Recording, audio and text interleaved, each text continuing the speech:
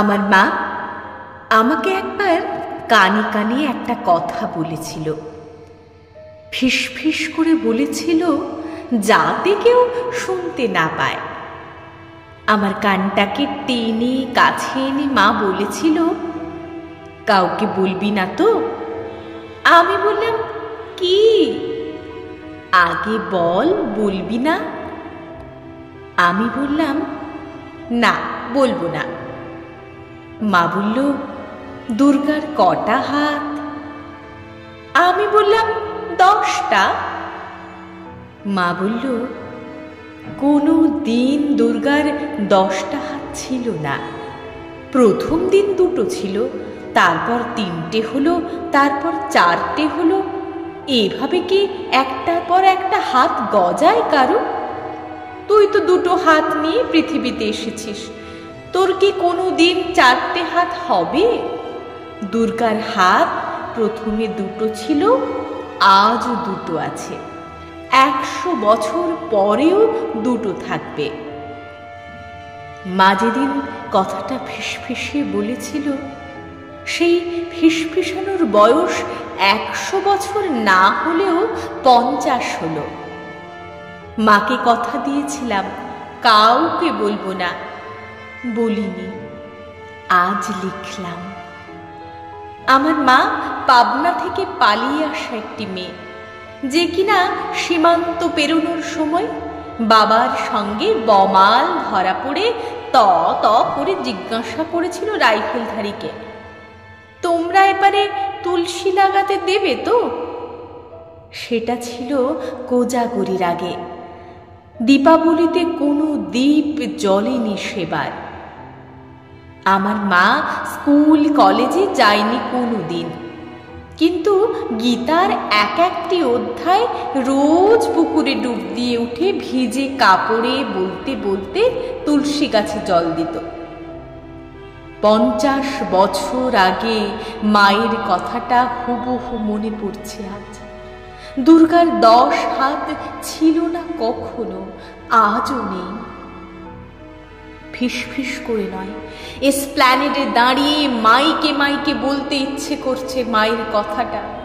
দুর্গার 2টো হাত, তাকিয়ে দেখুন, 2টো হাত দিয়ে যে কাজ দুর্গা করেছিলেন, সেটা 10 হাত থাকলেও অনেকে পারবে না। এখানে মেটাফোরের জয়, রূপকের উদ্যাপন। যে মানুষটি কল্পনা করেছিল 10 হাতের, তিনি একজন বড় মাপের কবি, বাল্মীকির সমান। আমাদের পাড়ায় থাকতেন শিউলিদি। বউ হয়ে এসেছিলেন, কিন্তু সে বাড়িতে কোনো রোজগার নেই। বর পঙ্গু। পাড়ায় একটা চা বিস্কুটের দোকান দিলেন। সেই টাকায় বাজার করতেন, ছেলেকে পড়াতেন, মারতে মারতে স্কুলে নিয়ে যেতেন, বরের ওষুধ কিনে আনতেন, শাশুড়িকে স্নান করাতেন।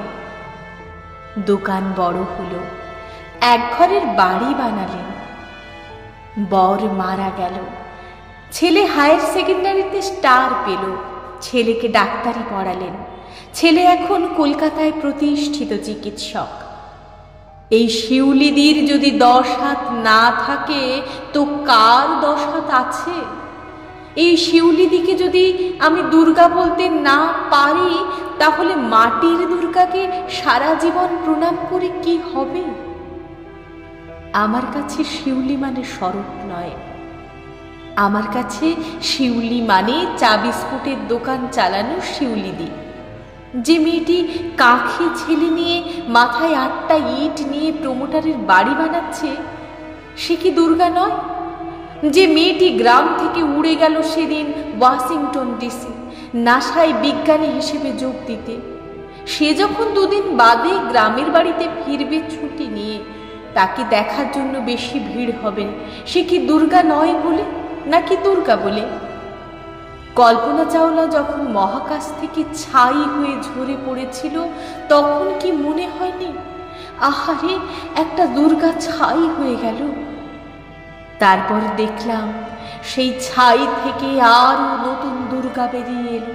তাদের কারো 10টা হাত নেই, সবার 2টো করে হাত। দুর্গাপুজো আসলে সবার পুজো। বড় লোকের পুজো, মধ্যবিত্তের পুজো, প্রান্তিকের পুজো, ব্রাহ্মণের পুজো, কোল ভিল সাঁওতালের পুজো। যদি বহু সাঁওতালের বাড়ি 5 দিন কালো কাপড়ে ঘিরে রাখা হয় শোকের চিহ্ন হিসেবে, সে এক অন্য গল্প। অসুর তাঁদের প্রতীক, অনার্য জনজাতির দেবতা। তাঁরা বিশ্বাস করেন এই পুজোর ভিতরে লুকিয়ে রয়েছে আর্য সাম্রাজ্যবাদ। অসুরকে শূলবিদ্ধ করে পুজো করাটা তাঁরা অনেকেই ভালো চোখে দেন না, তাই শোক, তাই কালো কাপড়। যে কোনো উৎসবের পিছনেই থাকে একটা না একটা পরাজয়ের কাহিনী, বশ্যতার কাহিনী, ক্ষমতা দেখানোর উল্লাস। কিন্তু দুর্গা আমার চোখে হাজার হাজার লক্ষ কোটি মেয়ের উঠে দাঁড়ানোর গল্প। প্রতিটি মেয়ের মধ্যে একটি লুকোনো দুর্গা আছে। প্রতিটি মেয়ের মধ্যে 8টা লুকোনো হাত রয়েছে।